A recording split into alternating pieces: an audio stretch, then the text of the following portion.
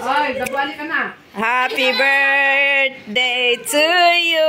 Ayan guys. Birthday ng aming kapatid pero parang hindi na masaya kasi nang dahil nga sa mga gulo-gulo sa war. Ayan. Imbis magkantaan pa kami, wala na kasi mga hindi na makapag-focus. Kaya sabi namin magkainan na lang. At uwian na. Nandun siguro sa CR yun. Ayun guys. Wala pa yung mga bisita namin. Mga takot na rin. Kakain lang, uuwi na siguro. Kasi talagang magulo na ang mundo.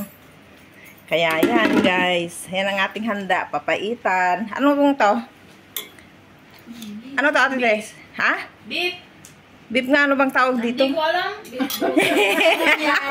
Broccoli daw. Broccoli? Beef broccoli daw.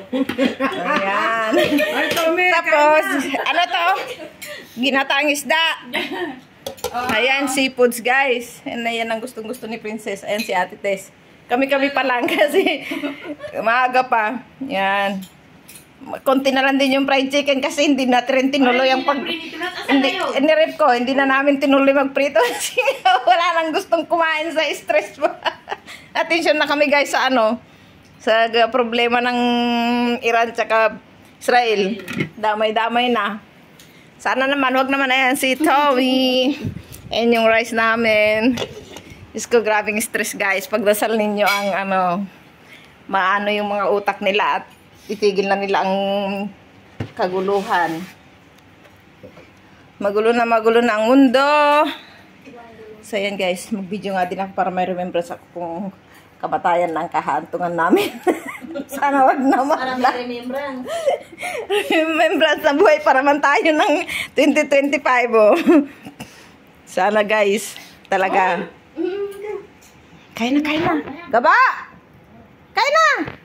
Halika na. Naku, mag-enjoy pa rin tayo kahit na maraming problema. May awa ang Diyos.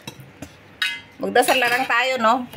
Si Lord na lang makakapagbago sa utak ng mga namumuno. Yan. Wala nang kantahan, guys, kasi bawal na. Baka huliin daw kami. Sige na to. Oh, sige. Walang to. Okay lang. Wala tayong lemon. Sige na, kumain tayo ng pansit. Ano? Ayun ako. Mag-pansit tayo ng Higop pa na sabaw. Gamitin na natin plato ni ate. Oo. Kaya na Diyos yan eh.